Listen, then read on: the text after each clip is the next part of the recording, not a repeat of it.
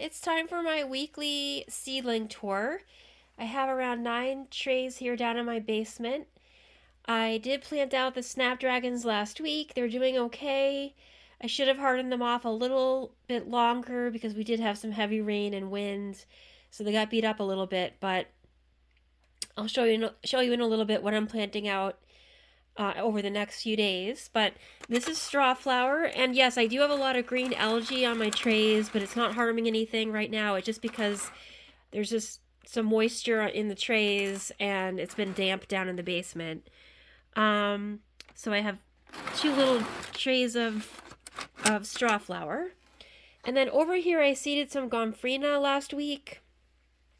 And I'm going to turn on the heat mat because I'm not getting that much germination. I have like just a couple popping up of gomphrena. I believe that most of this tray is gomphrena. And then over here I have some ageratum and some verbena planted. And I can't tell right now what's what, but I'm just starting to get germination on this tray. And then over here, I have some mountain mint, and some of the mountain mint took a long time to germinate, and it's pretty small. But some of the plants have gotten a little bigger. It's a perennial, and it's there's a couple different types of mountain mint grown as an perennial, and forgetting the variety that I have here, but it's the one that where the leaves are more rounded rather than pointy. So, and then back here, this is an annual that I'm growing called Monarda, or it's an annual Monarda called Lambada.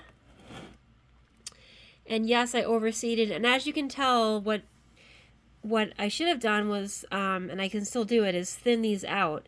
When you have just one per cell, you can see how much bigger the plant is, and when you have like 3 growing in a cell, they all compete for space, so that's why they're smaller. So, but I have a hard time thinning my plants because I have a hard time getting rid of plants. But this is Monarda, and this whole tray needs another month of growing before I plant out. And then over here, I really need to get this planted in the next few days. I need to get this finished, getting this hardened off. This is Ami in the front, actually Dara in the front. And then in the middle of the tray, let me move this. In the middle of the tray, this is verbascum, which is a perennial, and I'm excited. It's the Southern Charm verbascum, which I'm really excited to grow. And then back here is a couple different types of rudbeckia, the Sahara rudbeckia and the Goldilocks rudbeckia. So I'll be hardening that off in the next few days so I can plant out next week. And then over here I have all my petunias that I planted just like 2 or 3 weeks ago. I planted petunias, so those won't go out until late April or early May.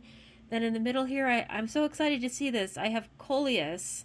It's the rainbow coleus, and I've never grown coleus from seed before, so I'm pretty excited. And I know I can take cuttings from this and grow the roots in water, I think, because it's very easy to propagate coleus. So I'm planning on just putting these in some planters with the petunias around my house and pool. And then back here, this is a perennial called Golden Marguerite. It's a yellow perennial cut flower. It's getting quite bigger. Over here I have more of that lambada, which is it looks similar to other Monardas, but it's like kind of a pinkish color, and the leaves are more, I don't know, I'll have to put a picture on the screen of what it looks like, but it's an interesting looking flower. And then back here, this is lupin. Now, I don't know if this is going to be a perennial in my area. I have grown lupin before that. I have one plant that comes back every year, but all the other times I've grown lupin, it has died out after a year. So we're just going to try it again, because that's what gardening is about: trying things and having failures and trying new things. And then this status was outside quite a bit hardening off, and it's normal for the leaves to turn red when the plant is stressed. So it will bounce back once I plant it, and I'm hoping to plant this within the next week as well. It's definitely overdue to be planted out. Like I've mentioned in other videos, I had not the greatest germination on the status, but I have enough plants for the season. I think I have like 30 plants. And then over here is a Sweet William, which has been hardening off for a couple weeks now. And there's some wind damage and sun damage on these, but they've been hardening off. And I need to get those planted out as soon as possible.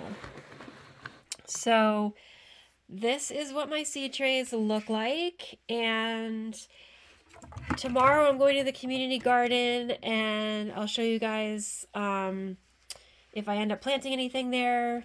I'm going to be doing some weeding, and hopefully I can get some, especially this tray of perennials, out in the garden because it can handle frost. And we're still not in our frost-free time period. Our last frost date is usually the very end of April or early May. I'm in Zone 6B in north central New Jersey, and we've even had snow in early May before. So I will not be starting my tomatoes probably until next week, and I might start one more annual flower once I get another tray or two of these put into the garden. But right now I have just a lot of annuals growing under the grow lights. I do keep my these covers on until they're like a sizable at a sizable stage, and then I take the covers off. But yeah, a lot of these are still little. So I hope you guys enjoyed the tour, and I will talk to you soon. Thanks for watching.